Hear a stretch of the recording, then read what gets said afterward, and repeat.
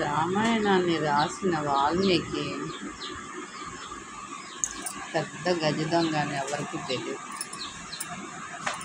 అతను పెద్ద దొంగ. అయితే రోజు దొంగతనం చేస్తూ భార్యకి సొమ్ముని పట్టుకుని వెళ్ళి ఇచ్చుతుండేవాడు. ఒక రోజునాడు ఆమెమో వజ్ర నాగమణిహారం కావాలని అడుగుతుంటారు.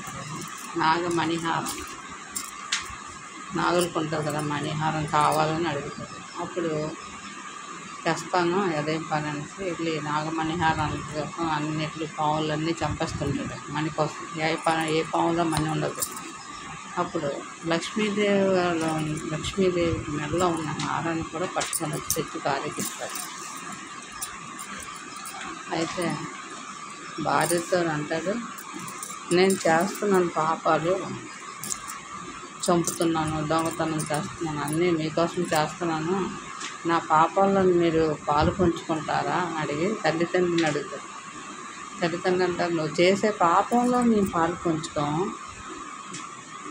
కష్టాలు సుఖాల్లో పాలు పంచుకుంటాం కానీ పాపంలో పాలు పంచుకోము అని అంటారు. నా పాపాల్లో మీరు పాలు పంచుకొని భార్య నాకు పంచుకుంటుందని భార్య దగ్గరికి వెళ్తాను. భార్యని అడుగుతాడు, నా పాపంలో నువ్వు పాలు పంచుకుంటావంటే, నేను అలా మీ పాపాల్లో పాలు పంచుకుంటాను, కష్టాల్లో సుఖాల్లో అన్నింటిలో నేను తోడే నీరు ఉంటాను కానీ మీ పాపంలో నేను పాలు పంచుకోను అంటుంది భార్య. అప్పుడు అతను యోగి అయిపోతారనమాట. ఎందుకంటే పాపంలో నేను పాపాత్ముడిని అయితే నేను ఎంత అన్ని దొంగతనాలు చేసి అందరిని హింసించి చంపి ధనాన్ని కూడబెడుతున్నాను, నా పాపాలకు నిష్పృతి లేదు అనుకుంటూ అతను భగవంతుని ఆశ్రయిస్తాడు. భగవంతుడి దగ్గరికి వెళ్ళి, భగవంతుడా నేను చచ్చిపోతాను అనేసి భగవంతుని ప్రార్థిస్తాడు, విష్ణుని.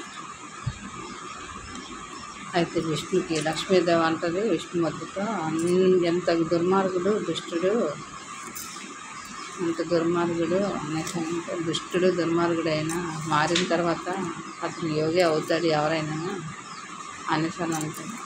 అతనే మన రామాయణాన్ని రాయడానికి వాల్మీకి అయిపోతాడు అని చెప్తాడు లక్ష్మీదేవి. ఈ విషయాన్ని నారద మహాముని వింటాడు. విని వెళ్ళి, అమ్మో మళ్ళీ రామాయణం రాయడానికి వాల్మీకి ఉంటాడంట, వస్తాడట, మళ్ళీ అవతారం ఎత్తుతున్నాడు రాముడని అంత లెక్క చెప్పడానికి ఎవరితో చెప్తాడు, పుట్ట దగ్గరికి వెళ్ళి చెప్తాడనమాట. మర అవతారం ఎత్తుతాడు అని అంటే, అయితే ఆ పుట్టలో ఉన్న వాల్మీకి విని మర అంటాడు. మర అంటే రామ అవతారం అయింది. అదే వాల్మీకి. అప్పుడు అంటే ఈ కథలో అర్థం ఏంటంటే, మన పాపాలకు పుణ్యాలకు కష్టసుఖాలకే భార్య తోడుంటుంది, భర్త తోడుంటాడు, పిల్లలు తోడుంటాడు. మన పాపాలకు మాత్రం చేసే పాపం మాత్రం ఎవరు పంచుకోలేదు, మనమే అనుభవిస్తాము. మనిషికి నడికి 4 కాలాలు, ఏదో ఒక కాలంలో మన కర్మను అనిపించే తప్పదు. ఇది మాత్రం తథ్యం.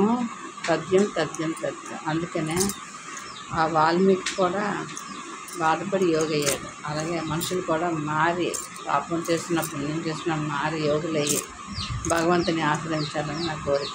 శ్రీరామ రమైతే రామ మనోరమే సహస్యనామ తత్తుల్యం శ్రీరామనామ వరాన. ఒకసారి రామ అంటే 100 సార్లు అన్నట్టు ప్రతిఫలం. ఓం నమః శివాయ. శ్రీరామాయ నమః.